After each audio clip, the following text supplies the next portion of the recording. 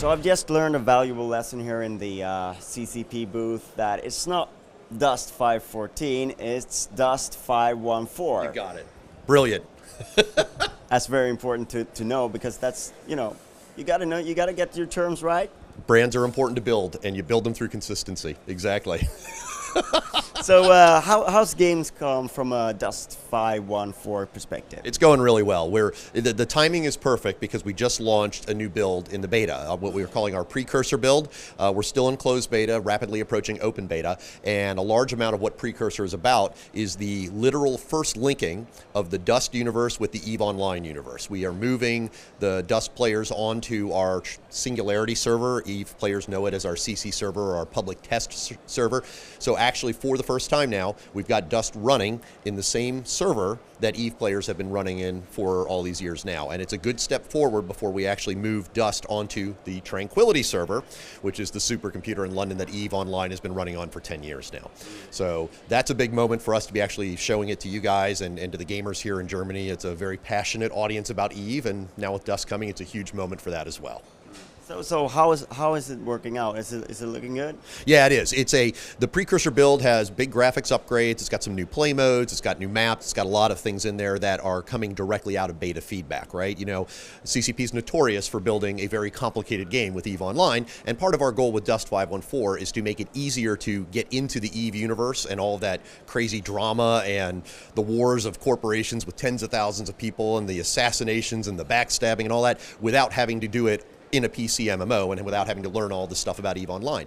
And so with Dust, right, if we get these technical integrations right, you as a first-person shooter on your PlayStation 3 should be able to just download a free-to-play game with great visuals and great moment-to-moment experience with the added benefit, beyond being free-to-play, of being in the EVE universe. Not just a franchise license kind of story, but it is literally connected to EVE. And every battle that you fight in Dust is on a battlefield on the EVE on a planet in the EVE universe that has an effect on the geopolitical economic landscape of the EVE Online universe. So it's really important to get this technical stuff right, and the precursor build is a step in that direction. Before we actually put the game on Tranquility and potentially have ripple effects that we don't foresee in the EVE universe, we want to get it right here first. And so this is a really exciting time for us to make sure. So far so good, all going well, but you never know. You start putting thousands of people into something together, and you just got to watch and see how it goes.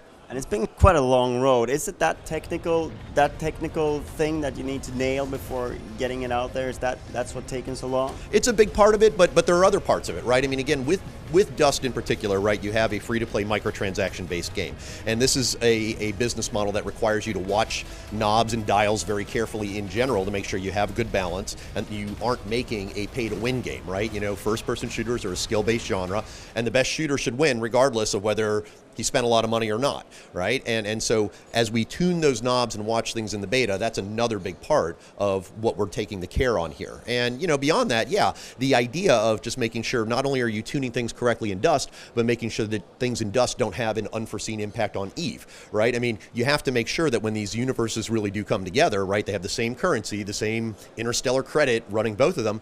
You don't want a handgun in Dust, even though maybe it's a really good one, it shouldn't cost as much as a spaceship in EVE, which is the size of a city. So it's that sort of stuff that you need to be really careful with as you go through the beta process.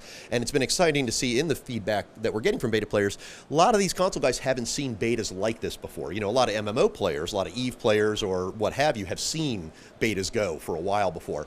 But nobody's really done something quite like this on console before, and it's really exciting to see how the community's reacted to it. Really, on console, it's usually more of a marketing thing to release a beta. Absolutely, right. Again, and we all know, we've all been part of some of those betas, and that can be a blast. It's a lot of fun, but this is different, right? You are getting a look at stuff a little under the hood before other people are, in the way that betas used to be thought of before they became big marketing launches and big marketing moments.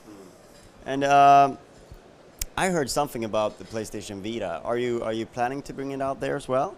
We do have a Vita app in mind, and we're calling it, it's Dust 514 Neocom, which if you've been playing in the Dust beta, or if you've been playing Eve, right, you're familiar with the Neocom as an element of UI that basically allows you to get into your character sheet, the battle finder, your skill trees, the marketplace, things like that. So what Dust 514 Neocom will be is a free app on the Vita that will allow you to take a lot of those functions with you wherever you go. And so you'll be able to look into the Neocom almost like, if you had it strapped to your arm like you do in the game, or like a Pip-Boy in Fallout, right? You carry your Vita with you. You can do all the social functions, chat with your clan mates and Eve players there. You can go into the marketplace. You can buy things using in-game currency or the virtual currency Aurum. You can set up your drop suits and your fittings, right? There's an immense amount of depth and complexity if you choose to tuning things very specifically. Maybe you want to be a sniper, but you don't want to be the same sniper everybody else is. You want to have a little heavier armor, and maybe you want to spend a few skill points learning how to drive a drop ship, right? If you're going to do that kind of stuff, you want to be very meticulous with it and min-max it a bit, and you don't necessarily need to be doing that in front of your big high-def TV in the middle of the night when you're playing the game. You can take that with you on the bus, on the train, to the office, on vacation, or whatever. And so we think it's really important to connect those things. You do that work on the Vita, and it just uplinks for you back to your PS3 when you're back in time ready to play the game. So you're not going to do that simultaneously, like using the Vita as a controller and having the Neocom on? Technically speaking, that is very possible, right? And we do expect that there will be people who will work on it that way and use it as a second screen, if you will, right? Yeah, you totally could do that, yes. That's very exciting. Almost like the Wii U. Yeah, it is that kind of an idea. It isn't something that necessarily everybody is going to do, and you certainly don't need to. But yeah, I mean, again, if you're all in on the PlayStation ecosystem, you've got your Vita and you've got your PS3, why not, right? I mean, we expect that we will see certain players, right? First and foremost, it's important for Dust to deliver a AAA shooter for the PlayStation 3 audience, right? And for shooters who have been playing Call of Duty and Battlefield to pick up that gamepad and feel good about that moment-to-moment experience. But what we also expect will happen, right, is you do have some rabid gamers who are going to sit there and they're going to play Eve on their PC and they're going to play Dust on their PS3 at the same time. They're going to have their Dust mercenary call their Eve character for an orbital bombardment to drop that payload from the PS3 through the Tranquility Shard, rendering an explosion on your PS3 television set. Why not have your Vita up while you're doing that as well? You can get someone else involved. You handle my Vita over there, or you can multitask. It's multi-boxing with multiple people even, right? It's a really big opportunity. And again, by no means do you need to do that, but there are some very rabid gamers out there, and it'll be exciting to see what these guys do when these universes join and when this game goes out on all the platforms that it's going. It's going to be a big moment there.